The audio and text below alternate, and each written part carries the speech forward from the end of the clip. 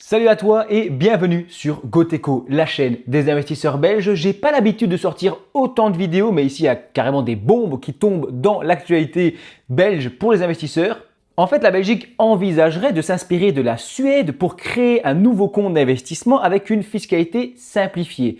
Directement, il me vient à l'esprit l'idée du PEA à la française, mais c'est pas vraiment de eux qu'on va s'inspirer, même s'il y a quelques similitudes, je vais t'en parler.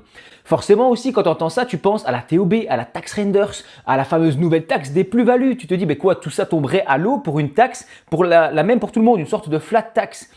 Pas si vite, hein, ça pourrait être bien plus compliqué que ça, et puis surtout, rien n'est garanti ici. Mais je vais te parler de ça dans cette vidéo. C'est un projet qui paraît vraiment incroyable, et avant de t'en parler, toujours un petit disclaimer.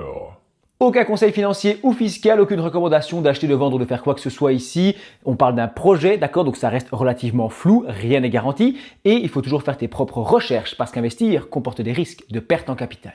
Premier constat qui est un petit peu à la base de tout ça, c'est que les Belges ont une épargne phénoménale. Ils ont beaucoup d'argent sur compte épargne, on parle à peu près de 300 milliards d'euros. C'est hyper impressionnant.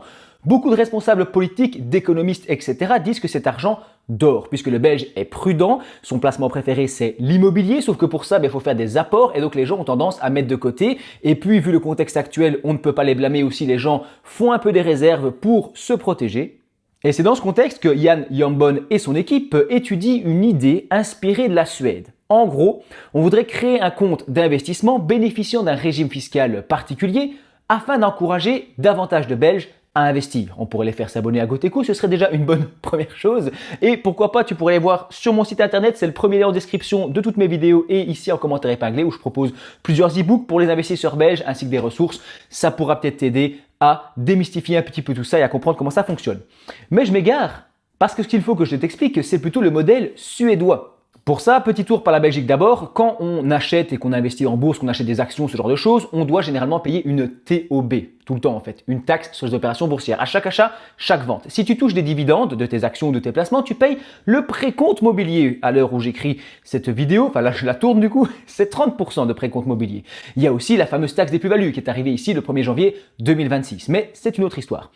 Le système suédois, il fonctionne différemment. Plutôt que de taxer séparément les dividendes, les ventes, les opérations, il existe chez eux un compte spécifique sur lequel l'investisseur paye chaque année une taxe forfaitaire calculée sur la valeur du compte. Autrement dit, au lieu d'avoir plusieurs taxes qui interviennent à plusieurs moments et que ça rende le tout compliqué et qu'on a peur d'investir, non pas à cause de la bourse, qui c'est déjà compliqué, puisque je l'ai dit, investir comporte des risques, c'est un monde qui est difficile, qu'il faut étudier, il faut se former sérieusement. Mais avant même de penser à investir en bourse, on se dit en Belgique, punaise, quand on voit un peu la ribambelle de taxes et tout ça, on se dit c'est vachement compliqué pour un non-initié. Et du coup, dans ce système, il n'y aurait pas tout ça. On aurait ce qu'on appelle une sorte de flat tax, même si c'est ici un petit peu bricolé, c'est pas exactement ça, mais on aurait une sorte de flat tax.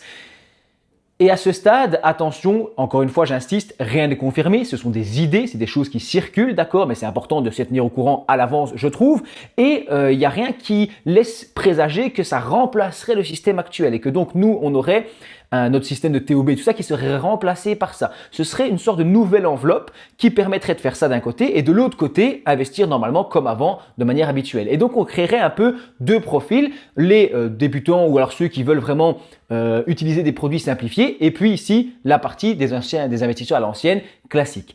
J'insiste donc vraiment sur le fait qu'on est sur les prémices d'un projet, mais le gouvernement évoque la création d'un compte d'investissement inspiré du modèle suédois. Donc on parle davantage d'un nouveau véhicule d'investissement que d'une suppression générale de toutes les règles actuelles. On est bien d'accord. L'objectif, je l'ai dit, il est assez clair, ce serait de pousser davantage de Belges vers l'investissement plutôt que de laisser son argent dormir sur des comptes épargne. Le VOCA soutient cette idée et rappelle que la Commission européenne encourage également une meilleure mobilisation de l'épargne privée afin de soutenir la croissance économique. Mais il y a une autre question qui se pose immédiatement.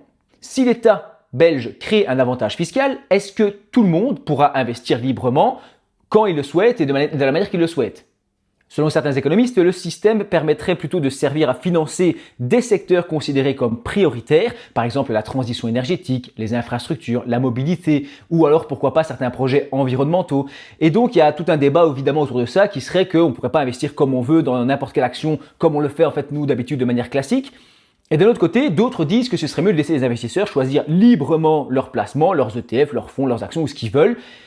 Contrairement à ceux d'avant qui, eux, te disent que ce serait bien de diriger un petit peu cette épargne vers des projets jugés utiles pour la société. J'avais parlé du PEA en début de vidéo. Eh bien, ça, c'est le système français dont tu as sûrement déjà entendu parler. Il y a de l'idée dans le sens où ce serait la création d'un véhicule d'investissement bénéficiant d'un régime fiscal particulier. Mais c'est très différent d'un PEA. On peut pas vraiment, j'ai vu ça quelques fois, on ne peut pas parler vraiment d'un PEA à la belge ici, puisque ça suit le même objectif qui est d'encourager l'épargne nationale, l'investissement des particuliers, offrir des avantages fiscaux et une enveloppe spécifique distincte d'un compte titre ordinaire, d'un CTO. Sauf qu'en Belgique, pour l'instant, on est tous sur CTO, il n'y a pas d'autre enveloppe pour le moment. Après, tu as les assurances vie et compagnie, mais ça compte pas vraiment dans le débat ici. Le PEA français, lui, n'a pas de taxe annuelle, donc il n'y a pas la même chose que dans le modèle suédois. L'avantage fiscal est octroyé si certaines conditions sont respectées, notamment des restrictions géographiques. Ils ne peuvent pas acheter des actions américaines ou des trucs comme ça. Ils doivent prendre uniquement des actions européennes et donc ils ont des ETF synthétiques qui répliquent les actions étrangères. Enfin, il y a des petites histoires ainsi. L'argent, il est aussi bloqué sur le PEA pendant un certain temps. Dans mon souvenir, c'est 5 ans, mais comme j'en ai pas, je ne mettrai pas ma main à couper, mais il me semble que c'est 5 ans. Tandis que le compte suédois, ISK, si tu veux faire quelques recherches de ton côté, tu dois en faire, n'est-ce pas? Eh bien, il y a une taxe annuelle sur le compte titre, donc c'est différent. Mais par contre, il n'y a pas besoin de calculer des plus-values, il n'y a pas de suivi des dividendes et il y a une énorme simplicité administrative. Une dernière critique que j'ai pu voir dans la presse avant de conclure, ce serait que les avantages fiscaux vont surtout profiter à ceux qui ont déjà une capacité d'épargne et un capital de départ important.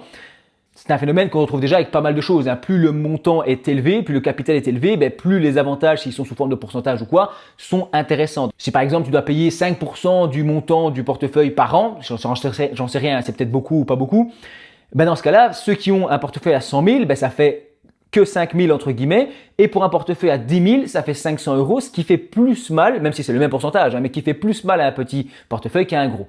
Encore une fois, cette proposition, elle soulève plein de questions, c'est vachement intéressant. Tu te dis, tiens, il y a des choses qui pourraient exister, qui pourraient évoluer, mais il n'y a aucune modalité qui est connue, ça reste les prémices d'un projet, je l'ai dit.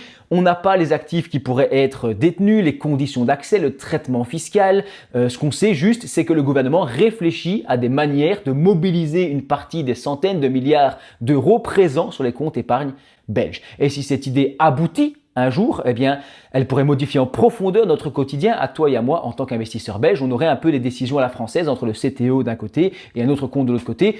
On ne sait pas où ça va donner. J'ai insisté 10 fois qu'il n'y avait pas de conseil et que c'était vraiment ici l'idée générale d'un projet qui pourrait voir le jour ou pas.